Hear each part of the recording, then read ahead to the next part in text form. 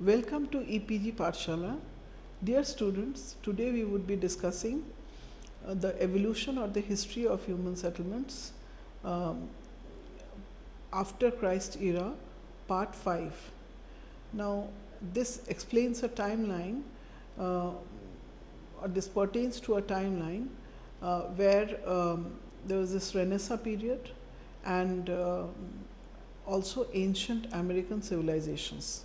So this part would take care of these two um, time periods and their civilizations. So the Renaissance period started with or started in Florence, which was in Italy, and it spread from Florence to the rest of the Italy and to other parts of Europe and in Russia. So the countries like England, France, Germany, Netherlands, Spain, Portugal, Hungary, Poland. So it spread in these countries apart from Russia. Now this was an era, Renaissance means revival, and so this was an era which was marked by secularism, rationality, individualism. You know, the church was losing its, it was a sort of a, church was losing its grip, or religion was losing its losing its very significant importance. And then there was other, as we say, that secularism and rationality and individualism was coming up. So there was printing press which helped disseminate ideas on science and arts, earth and universe, human anatomy, etc. Then trade flourished in many Italian cities as centers, and they became centers of banking, commerce and industry. Now, in the early 1400s, there was a treaty with the Ottoman Empire, and trade concessions were got or were received, and therefore ships were supplied, and Ottoman Empire was assisted in trade with the East. Now Venice became a port and a commercial power in this period of time, and the Renaissance art marks a cultural rebirth at the close of the Middle Ages and rise of the modern world. So new forms of technique, new art forms and printing developed, like human anatomy. You can see in this figure the blend of art and science by Leonardo da Vinci, and there's a study of light and shadow, and Leonardo da Vinci was a figure or most well-known personality of in this discipline or in this specialization, and the outstanding architectural work was rebuilding of the St. Peter's Basilica, and the Renaissance architects found a harmony between human proportions and buildings, and the use of the golden triangle became prevalent, and or golden triangle was used in this time.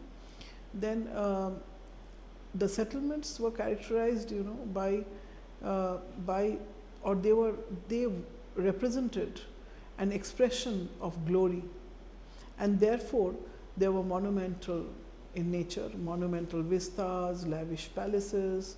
There was emphasis on development of congregation spaces, geometric form. There were piazzas, plazas in and around religious buildings with sculptures and fountains, and there were wide avenues, and there were defense walls. You can see the Vatican City Plaza, the figure of the Vatican City Plaza, and how the scale, the monumental scale of the plaza. So next we come, and then we find that there were also gardens, royal gardens. You can see the French Renaissance garden, the figure shows that. Then there were radial roads which extended outwards. There was an air of grandeur, it was so glory and grandeur. So that was a characteristic of planning and architecture in this area, in this time. So it was marked by unparalleled proportions. There was emphasis on symmetry, on geometry and regularity. And then towns were centered around dominating buildings of the nobles, the kings, and the religion subservient. As I said earlier, there was this decline of the church and there was this rise of the middle class. So political power belonged to the possessors of urban wealth, that is the landowners, with wealth related to land, which pertained to the land, to pertain to possession of the land. So therefore landowners, that is bankers, and then merchants, businessmen. But there were political and territorial conflicts between the feudal lords and the emerging middle class. So, and the major settlements of this period, as I said, Venice was one of them, then Florence and Milan was. So now when we look at Venice, when we try to understand, taking a case of one of the major settlements, that is understanding Venice, we find that you can see the location of Venice, and it was the topography that was characterized by islands and lagoons, and the population was about 1.5 lakhs people were there, and there were excellent structural designers, and you can see advanced maritime technology. You can see the Rialto Bridge, and then there was no agriculture, no land for agriculture, but trade and commerce flourished. There were craftsmen, fishermen, salt traders, and it promoted in migration. It emerged as a center of the arts in Europe, and it also had a navy. As we said, it was a naval sea, it was a port, so it had a navy of about more than 3,000 ships by 1410. And if we look at the settlement pattern of or the town characteristics of Venice, you can see in this photograph or in this picture that how the town looked like. It was based on water, basically water-based transport was the most significant part of the settlement, and after its release from Byzantine Empire, Venice installed its own noblemen to govern the area. And Venice, you can see the second photograph which shows the plan of Venice as rendered by Ottoman admiral and cartographers in the early 16th century. From the Renaissance period, we now move on to the ancient American civilizations. Though it is not in the same time period or not in the same timeline, but we find that ancient American civilization actually had started much earlier in 2000 BCE, and it continued till the 16th century. Now we come to the Mesoamerican civilization, that is the Mayan and the Aztec civilization. You can see the drawing, the spread of the Mayan and the Aztec civilization. And the Mayans came first, which is from 2000 BC to 1600 ACE. So it had a large time, it spanned a larger time frame. And then the Aztecs came, you can see the location of the Aztec Empire from 1250 ACE to 1422 ACE.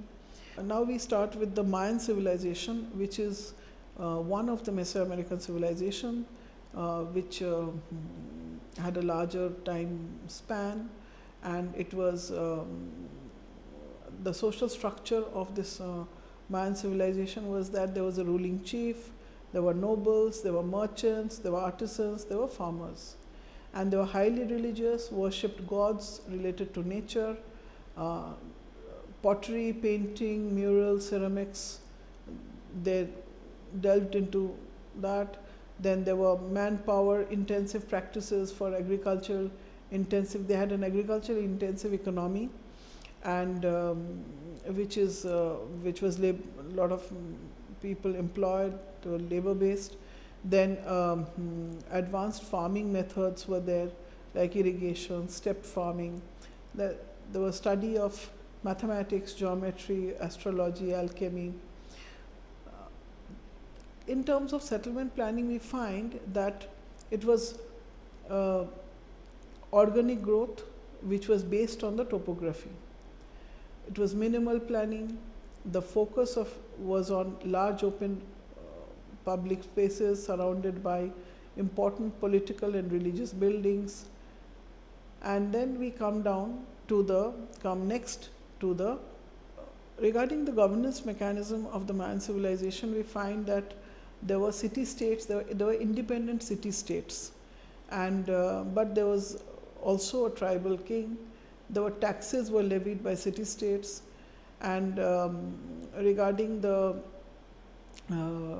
as I said earlier, they used a lot of variety of materials such as stone, wood, ceramics, jade, and bones to decorate their buildings. There were stone sculptures and carvings. There were mural paintings on the walls, pottery. Then weaving and feather working was there. We go on to the Aztec civilization. Now, Aztec civilization, as I said earlier, its time span was much less than the Mayan civilization.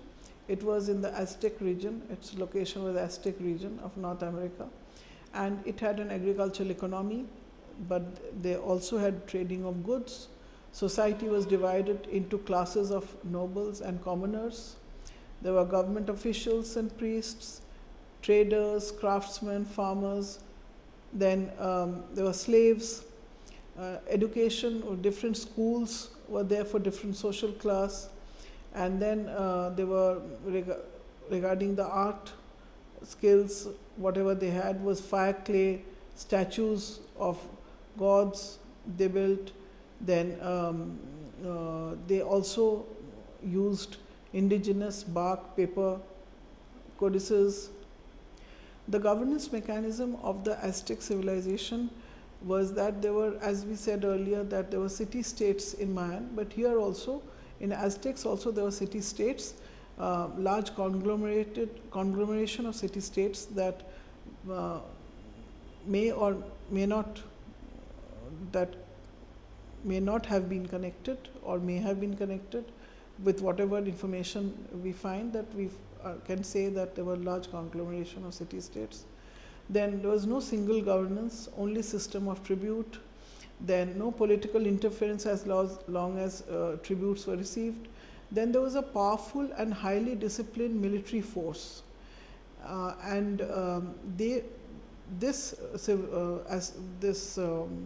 people, or this Aztecs, were conquered by the Spaniards in 1520, around 1520, and the height of this Aztec civilization or the settlements were about 7,500 feet high, and there were dams and other methods of irrigation.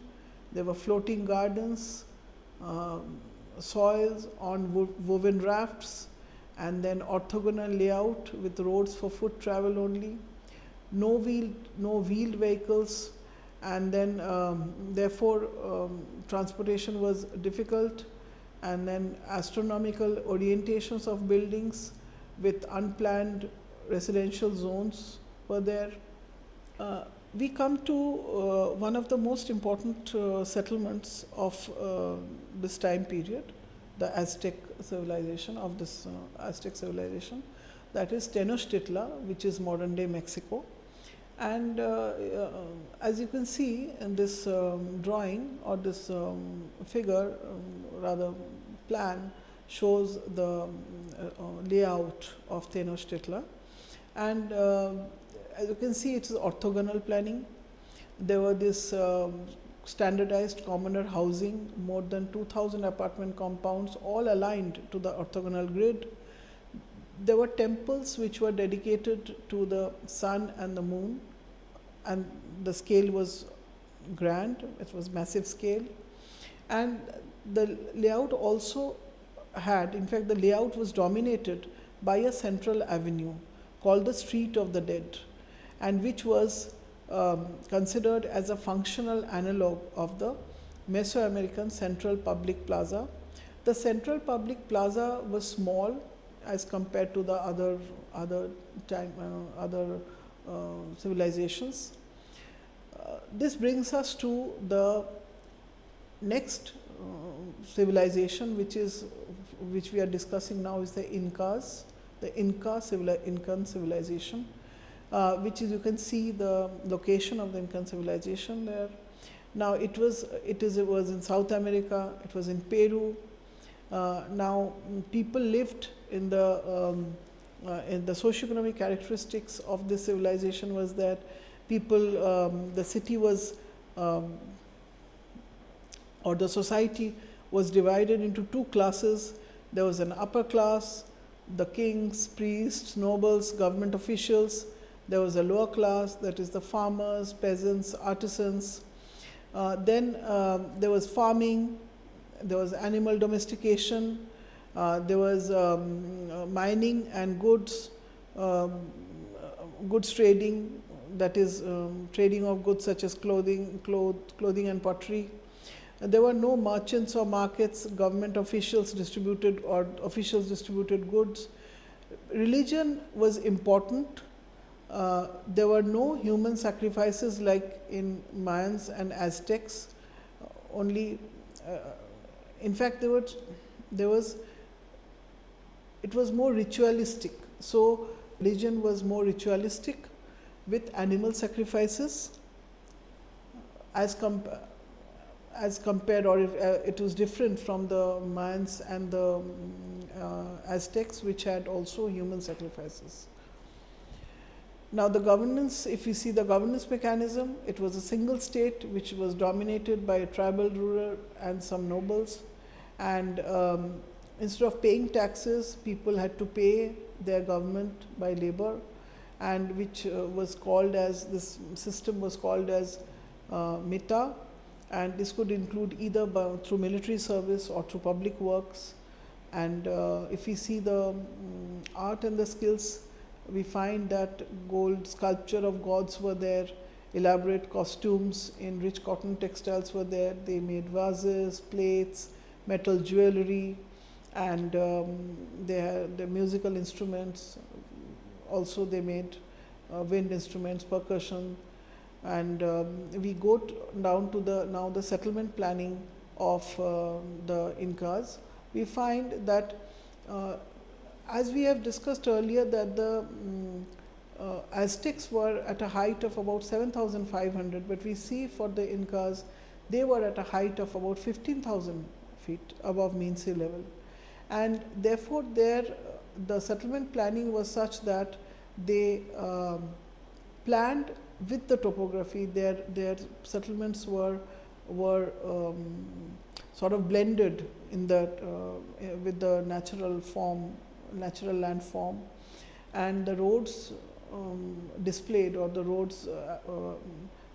great engineering and architectural skills, and then there were thousands of miles of stone paved roads, bridges, and so which connected the highland and the lowland dwellers, and there was no wheel traffic. They skilled in masonry. Now Incan civilization was located in Peru.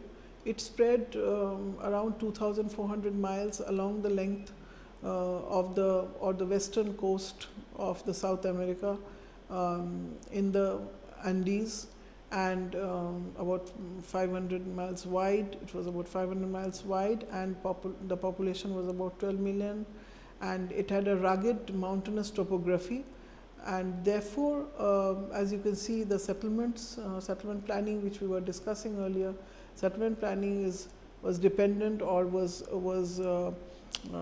was dominated by the landform, and then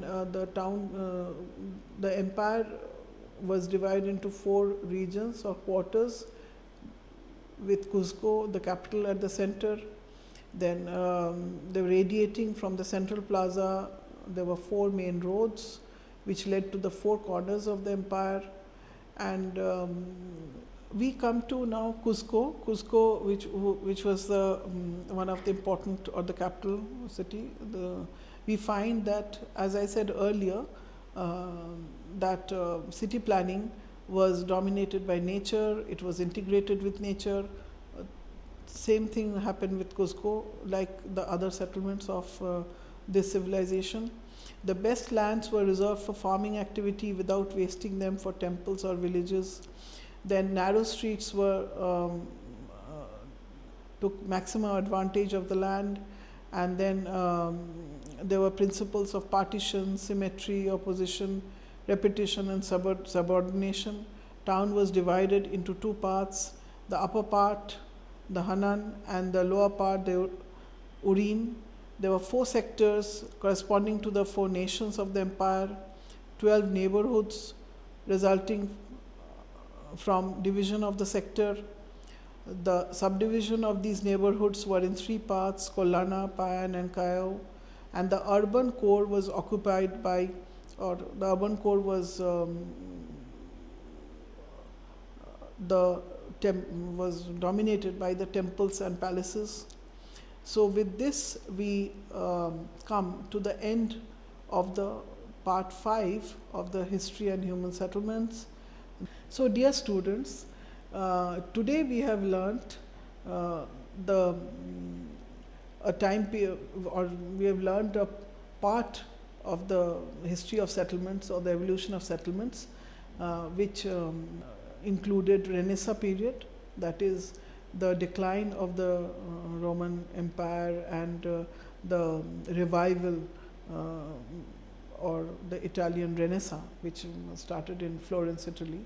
And we discussed about Renaissance, as well as we also discussed the Mesoamerican or the ancient American civilizations, which included the Mesoamerican civilizations, which had the Mayan and the Aztec civilization, and also the Incan civilization. But as I had earlier said, though this Mesoamerican civilization dated back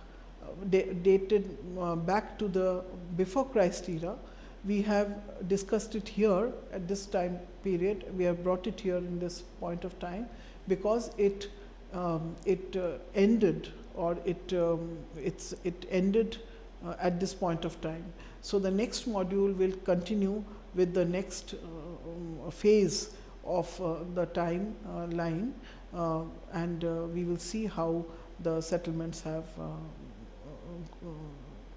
evolved. So thank you.